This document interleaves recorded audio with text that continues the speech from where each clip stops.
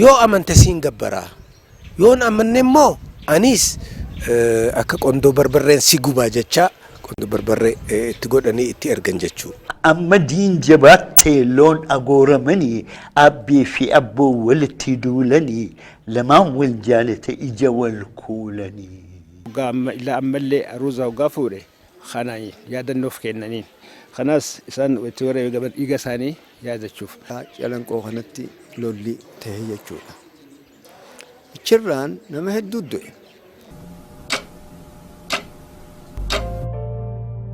seenaa fi maqaa guddootan qabdu magaalaan baha biiftuu hangaftittiin maqaa baay'een yaamamti.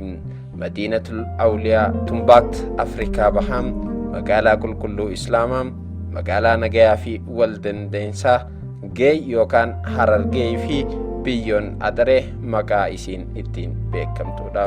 Magaalaan Harar magaalattiin yoo makka hundeete beekamu baatus maqaan Geey yookaan biyyoojuu magaalaaleen biraa tan ulaagaa magaalummaa guutu waan hin jirreef Harar maqaa magaalaa juun akka yaamamtu ta'uudha agarsiisa. Sababniinis geeyistee biyyoo jechuun magaalaa jechuudha.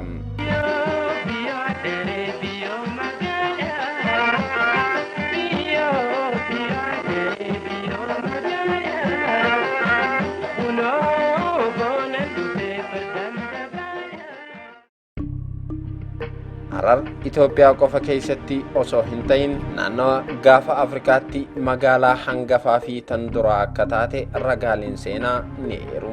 Hangafummaa magaalaa Harar barreessaan seenaa Aronaald J. Toynbee kitaaba isaa mata duree Between Niger and the Nile Juun bara 1965tti maxxanseen Finfinnee fi Naayiroobiin hundeeffamuu waggaa baay'ee dursee magaalaa guddoo Itoophiyaa taatee tajaajilaa tan turte Gondarii fi inta kibba bahaatti tan mul'attu Zanzibar jettutti magaalaa ja'antee tan yaamamtuu fi yaamamuu tan qabdu Harar qofa je'ee barreesseeti jira.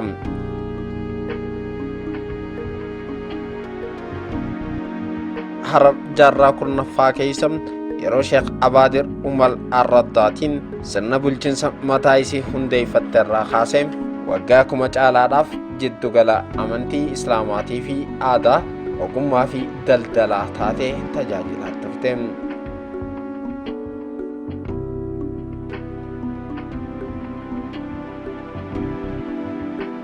Basaasaa fi abuuraan beekamaan lammii Ingiliz Sir Richard Burton bara 1855tti yeroo Harar daawwatee deebi'etti The First Footsteps in East Africa mata duree jedhuun kitaaba barreesseen ummanni yeroo tokko beekamaa ture magaalaa duraatii fi takkittii namni dhaabbiin keessa jiraatu jiddugala amantii Islaamaa manneen dhagaan jaaramaniin tan guutamtee fi dallaan tan marfamte biyya walaba tan dhalattoota yookaan dureelee isii keessaa baheen bultu maallaqaa fi afaan mataa isii qabdu uffata qaqqaalii jibrarraa oomishan tan if keessaa qabdu magaalaa Harar daawwachuudhaaf jecha dararaa fi roorroo namarra ga'u sirriidha jaamee kan fudhatamuudha jechuudhaan Burton dinqisiifannaa magaalattiif qabu ibseeti ture.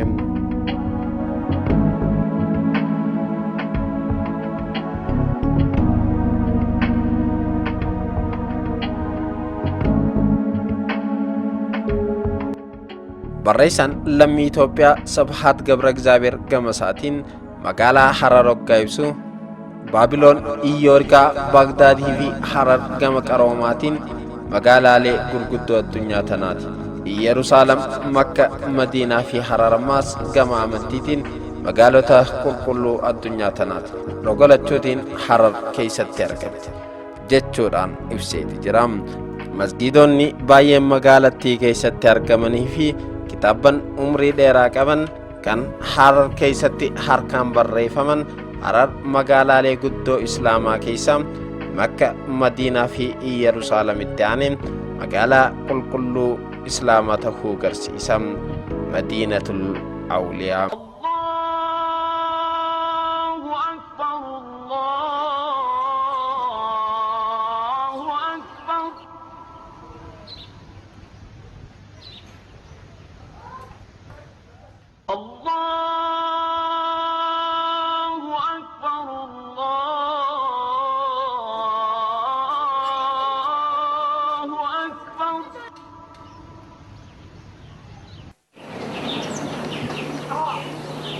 iddoo xiqqoo kanatti 99 masgiidonni turanii kuni waan nu garsiisu biyya islaamaa ta'uusiiti.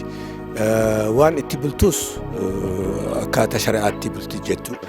Hedduu aalimoota waan ni jira. Harkatti kitaaba katabanii jira. Wanni barsiisatti bakka erganiiti bakka ilmi diin ittiin seenni sunitti hedduu Imaam Ahmad illee hedduu wanni soosoo godheeti diin kanaan babal'isuuf hedduu wanni godhe. Ilaa kibba Afrikaa wanni alatti Itoophiyaatti alatti Jabuutii Somaalee cufaa wanni jedhaniiti naannoo. Gama biraatiin jaarraa 13ffaa irraa eegalee kaabee Itoophiyaatti mootummaan kiristaanaa humna jabeeffachaa dhufe. Yeroo kanatti amiironni Harar, Barbaraa, Zeeyilaa fi Taajuraa hulaa daldala alaa godhachuudhaan sochii daldalaa isaanii galaana diimaa hanga Mitswaatti garba Hindiitis ce'uudhaan Faarsii hanga Mumbaa Hindiitti babal'ifachuudhaan oomishoota qonnaatii fi albuudota garaagaraa hoggaagama sergan oomishoota jibrii harrii fi nahasaa alaa fichisiisuudhaan jiddugala daldalaa guddaa baha Itoophiyaatti uuman. Karaa daldalaattiin beekamtuudha. Warra kaabaa as dhufee waan fedhu bita. Nuti isaanirraa bitanii uummanni gaafas jiru ekspoortii gochaa turan. Importiis akkasumatti godhaa turan. Qunnamtii akkanaa ni jira. Harar iddoo daldalaati jechuudha. Ekspoortiifis iddoo guddaadha jechuu. Kanaaf jecha namuu ijasaa gama Harar ni dhufa jechuudha.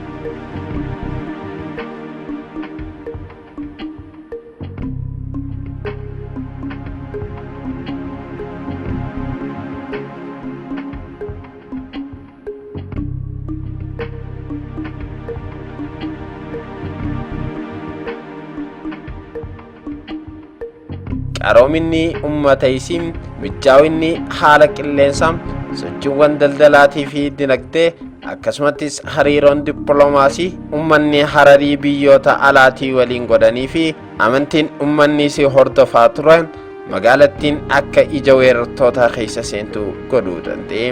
Sababa kanarraa kan ka'e humnoota kiristaanaa kaabaatii fi mootummoota islaamaa bahaa jidduutti tokko tokko irratti olaantummaa gonfachuudhaaf waraanni gaggeeffame baay'eedha. Keessattuu naannoo kaaba Itoophiyaatti of tultoonni nuti hidda dhaloota Salamoonaawaati ifiin ja'an eega gama mootummaatti dhufan irraa eegalee urjii magaalota bahaatan taate Harar harka isaanii jala galfachuudhaaf hawwii qaban dhalootarraa dhalootatti wal dhaalchisaa dhufan. Warra kaabaa diin islaama kanaaf hedduu waan hin ja'an. Kanaan akkamitti kaasan sababa sunumatti waan lola kanaan kaasuuhu diin kanaan akkamiin dhabamsiisna daranuu gama Yahudiitti hedduu diina bakka itti sosohotti lola kaase. Ila ammallee waan sunuma jira. Suniif sababa diinitti babal'isuuf waan ta'uu isaaniitti waan kana roraa irraa kaasaniiti gargaarsa isaan godhaniiti meeshaaf waan waraanaaf waan kennaniiti sunitti sababa ta'uu isaa kana ka beekame.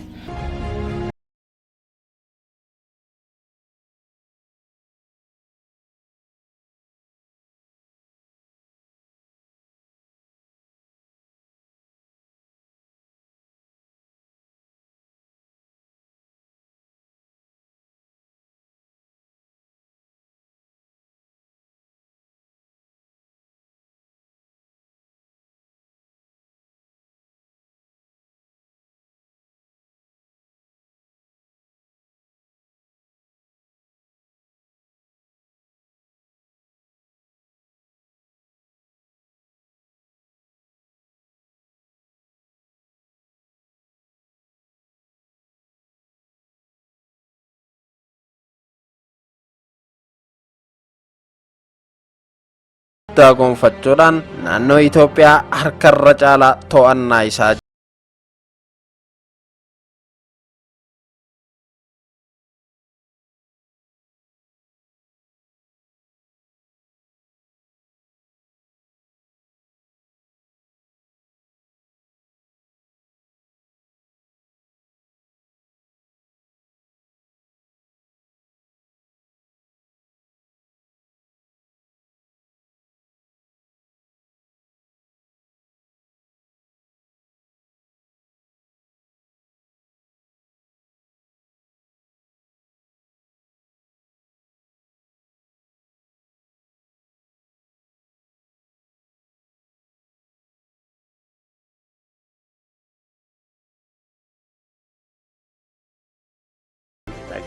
Giraanyi garuu libba dingil waliin duule jechuun hin danda'amu harka Poorchugaalotaa isa duuba ture. Sababni isaatis Kiristoofer Dagama eegaa ajjeesan booda abbaan isaa Keeppii of Boordii Afrikaa kibbaatti osoo deemu du'a ilma isaa dhagee loltoota addaa 200 gama Itoophiyaa erge. Yeroo kanatti Turkoonni Giraanyi si gargaarra jaanini Giraanyi hin fadhu jeeni dide. Yeroon isaa eega lola injifannoon xumuree waan ta'eef ammas Turkoota biyya keessa eega naqee booda deebisee baasuudhaaf lolli biraa akka uumamu waan hin barbaadiniif gargaarsa Turkootaa dide. Loltoonni Poorchugaal Aasxota kiristaanaa gargaaruudhaaf dhufan osoo Ahmad Giraanyi dukkaana yookaan daasa keessatti qajeelfama kennu daganii dhukaasaan ajjeesan.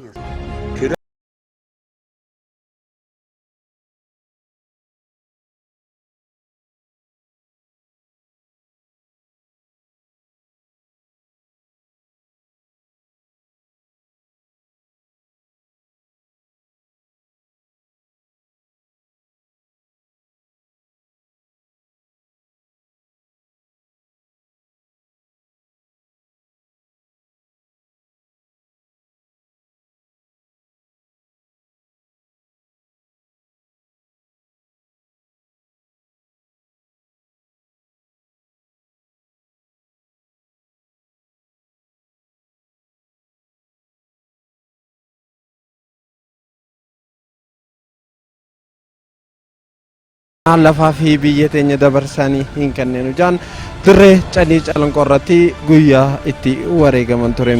Aadaa fi eenyummaa amantii isaaniitiif jecha lubbuu fi dhiiga isaanii kennanii namoonni kumaatama baay'eedhaan lakkaa'aman murruqtaan.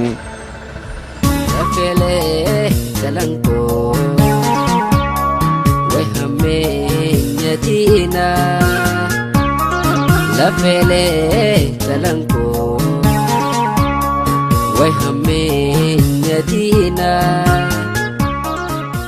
akeekaa fi hawwiin Abisiiniyaa takkitti ijaaru gonfoonni warra Salamoonawaa walirraa dhaalaa turan akkuma jirutti tahem sochiiwwan siyaasaa koloneeffattoota Awurooppaa naannoo gaafa Afrikaatti godhaa turan lola Calanqootiif sababa biraa akka ta'e hayyoonni seenaa ni eeru.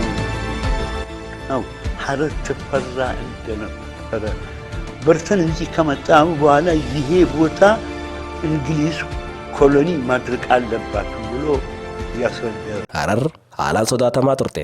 Bartan eegas dhufee booda magaalaan tun kolonii Ingiliz jala galuu qabdiyyee jala mure. Yeroo sanitti Harar keessa hasaasa siyaasaatu ture. Kun osoo kanaan jiru Ijiptoonni bara 1875 hanga 1885tti Harar qabatan.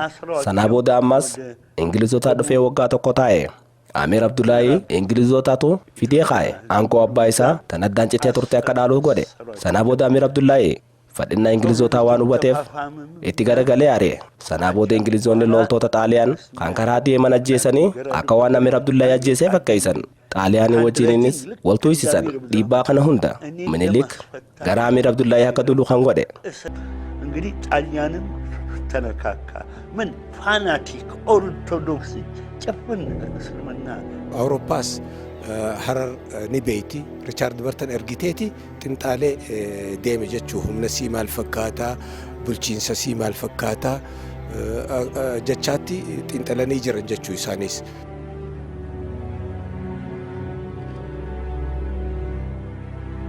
waliigaltee Barliin bara 1884tti mootummoonni gurguddoon addunyaa gaafa Afrikaa addaan hirachuudhaaf godhan irraa kan ka'e Xaaliyaan Asmaraa fi Moqaadishoo waliin tuquu barbaadde. Tanaafis Harar to'achuun istiraateejii duraati.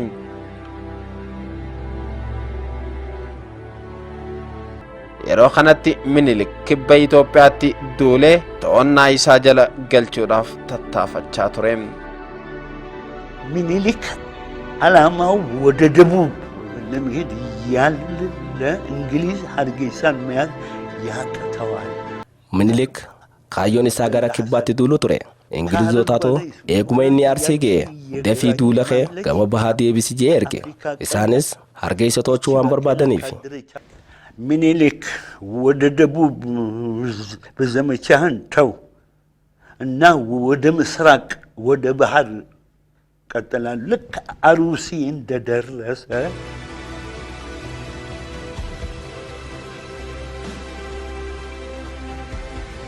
basaasonni minilik daldaltoota fakkaachuudhaan gama harar dhufanii basaasuu jalqaban. Akka lakkoofsa Awurooppaanota walakkeessa bara 1886tti loltoonni walda Gabree Abba Seexaaniin durfamu gaarota Harargee to'achuudhaan osoo gama Harar deemaa jiru loltoota Bakrii Saaliitiin walitti dhufe. Walda Gabreel Khaljaan hoggana lola waraanaa kan ta'e Harar akka deemu godhee inni karaa kibbaa deemuuf ka'e gama Arsiifaa deemuuf hogguu ka'u Bakrii Saalih loltuu Amiir Abdullaahi xuulloo ture inni farda qaba loltii humni isaa hundinuu farda qaban farasanyaa ja'aman jechuu akkasitti Bakrii Saalih dhaga'e karaa Harar osoo deemu walda Gabreel itti dhaqee jechuu itti dhaqee cabse hogguu cabse humna guddaa ture sun Bakrii Saalih humna xiqqaa qaba cabseeti nama hedduu itti ajjeese hirnatti xuulloo ka'ee hogguu itti ajjeese humna isaa wali qabuu dadhabe inninis maraatee ja'aman walda Gabreel maraate waraanni maysite dhayxee Minilikitti himte jechuu Minilik kana dhageenyaan fardiin kana jedhee gama kana dhufe jechuu.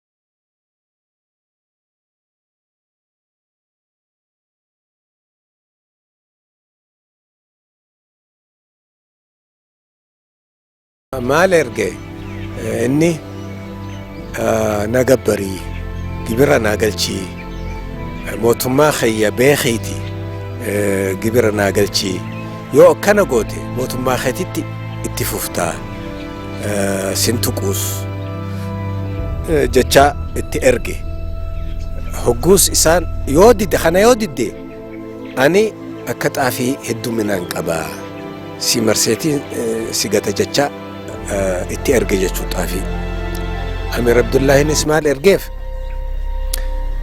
tasbiixa imaamata waan itti sagadan sijaadaa itti erge yoo amante siin gabbaraa yoon amanne immoo anis akka qondoo barbarreen si gubaa jecha qondoo barbarree itti godhanii itti ergan jechuu hogguusan maal jeenni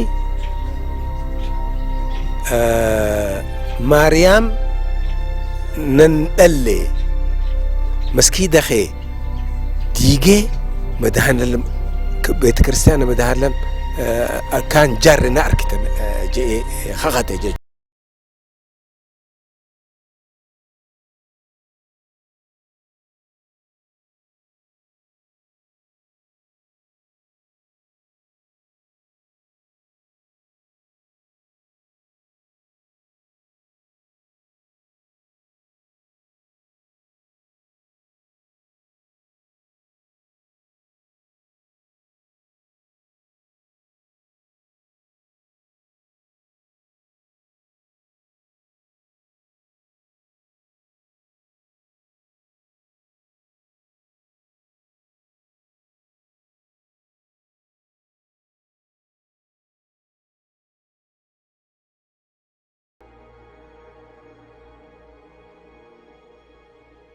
Sadaasa 29 bara 1887 guyyaan guyyaa ayyaana gannaatiin iddoo calanqoo lolaa jaamtutti lolli hamaan jalqabame.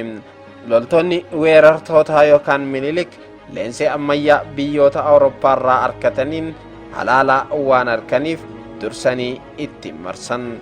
Lakkoofsi isaaniitiis kan walgitu hin turre.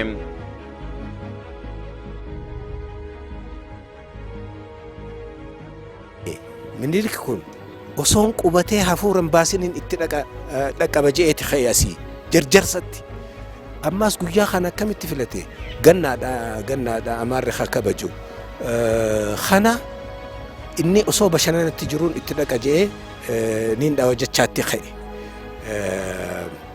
akkasitti hogguu dhaqu haratti maal arka qaanyii xoor kan jedhan kana arka bakka waraabillee jedhamtutti asitti humna takka osoo nam takka osoo hafin fixanii jiran isaan inni maal isatti fakkaata karaa maqanii bakka diraa deemanitti mililik beeka akka dhuman hin beeku ammoo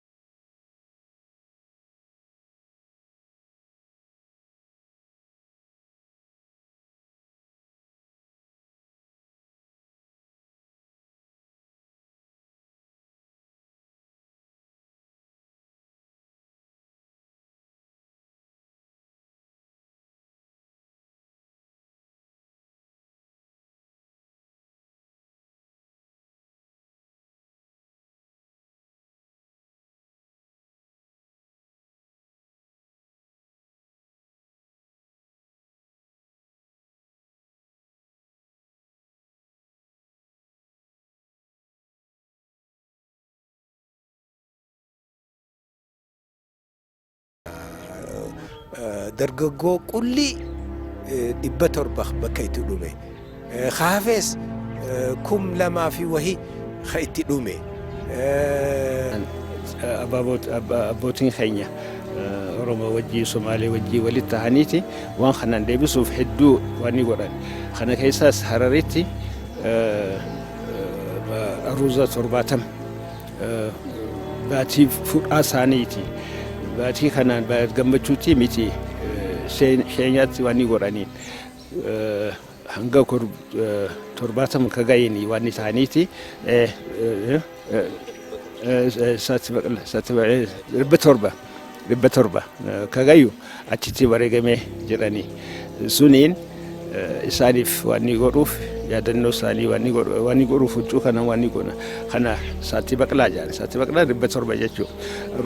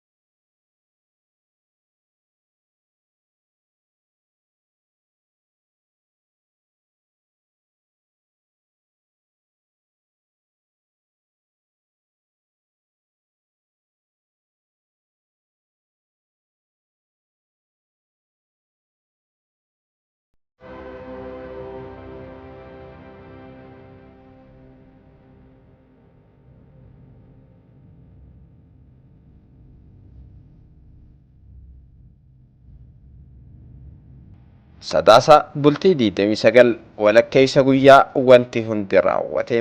mootummaan Hararii Sheekh Abaadir Umar Al-Raddaatiin taakka jee jalqabe adeemsa isaa waggaa kumaatiin booda amiirota 72 lakkoofsise.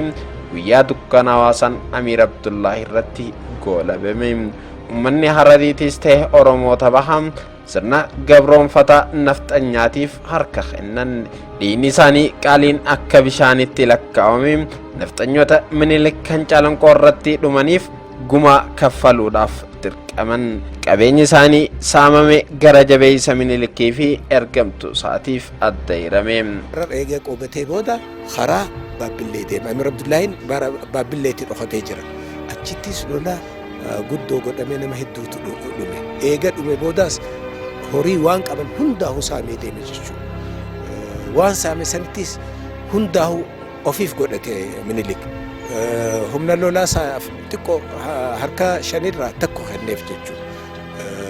akkanatti harbiin kun akkanatti raawwate jechuudha.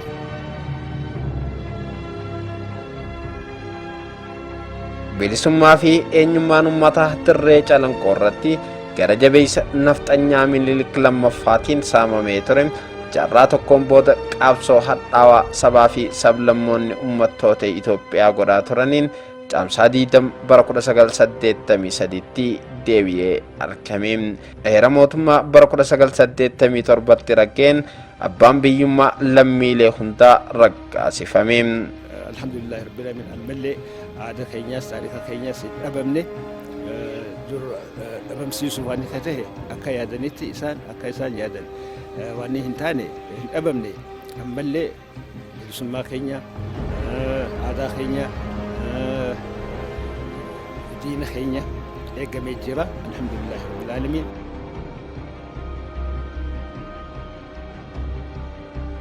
dhaloonni dargaggootaatis miidhaa fi madaa horroo gabrummaan irra ga'anii ture misoomaan akka fayyuuf carraa argate. seenaa dabre hoggaa yaadatu gara fuulduraatiif akka hin deebine irraa barachuudhaaf malee aluu ba'uudhaaf akka hin taane ifam. sababni isaatis dhaloonni kaleessa badii raawwate sun dabree jira waan ta'eef.